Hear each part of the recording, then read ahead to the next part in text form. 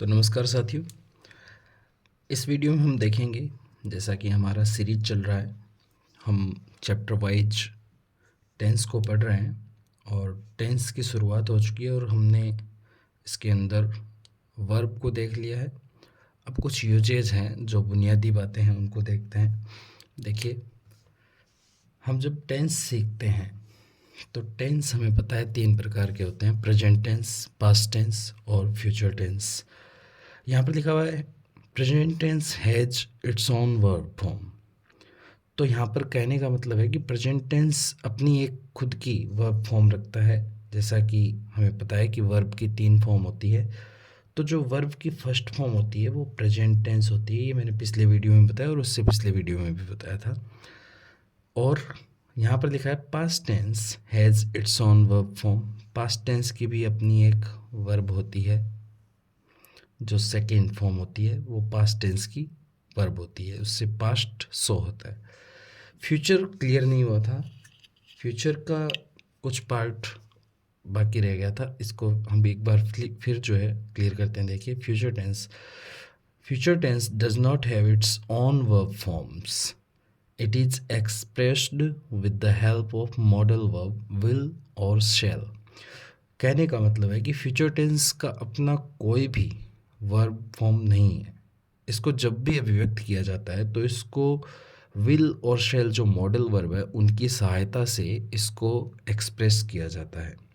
तो उसी तरह से एक बार फिर देख लेते हैं कि वर्ब की 3 फॉर्म होती है। वर्ब की फर्स्ट फॉर्म हमेशा प्रेजेंट टेंस होती है, वर्ब की सेकंड फॉर्म हमेशा पास्ट टेंस होती है और वर्ब की जो थर्ड फॉर्म होती है वो, उसमें कोई टेंस नहीं होता है, वो एक पास्ट पार्टिसिपल है। जिसका काम क्या है? जिसका काम है सभी परफेक्ट के अंदर मेन वर्ब बनना, पैसिव वॉइस के अंदर मेन वर्ब बनना, एडजेक्टिव बनना, और इसके साथ साथ कभी कभी हम देखते हैं कि हमारी थर्ड फॉर्म जो है हेल्पिंग वर्ब के रूप में भी आती है, वो आगे पढ़ेंगे। ये काम होते हैं इसके, ये कभी भी टेंस नहीं बनती है। अब आगे देखते हैं हेल्पिंग वर्ब। हेल्पिंग वर्ब 2 प्रकार की होती है: ऑक्सिलरी हेल्पिंग वर्ब्स और मॉडल ऑक्सिलरी हेल्पिंग वर्ब्स।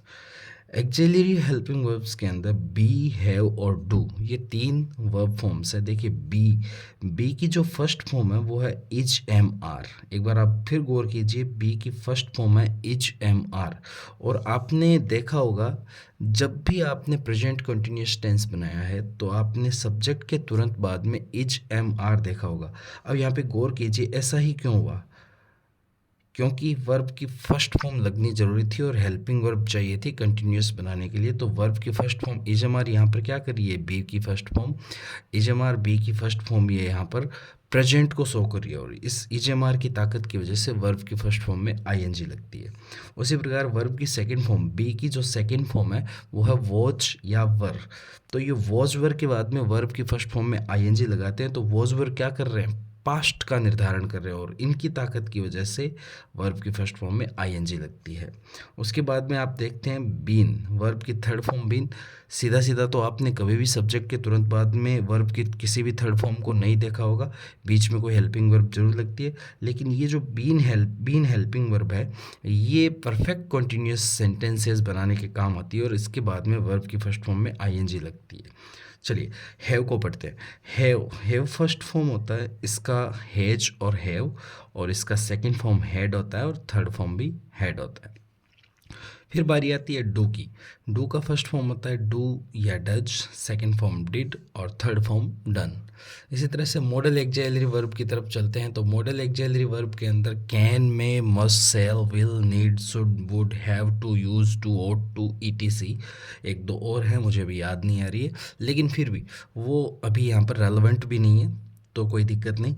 तो ये मॉडल वर्ब्स आपके यहाँ पर हेल्पिंग वर्ब का काम करते हैं, जिनको ऑक्सिलरी वर्ब भी बोलते हैं। So thank you so much guys. कैसा लगा वीडियो? जानकारी अच्छी लगी तो वीडियो पर कमेंट कीजिएगा, लाइक कीजिएगा और शेयर कीजिएगा। चैनल को सब्सक्राइब और फॉलो जरूर कीजिएगा। Thank you so much.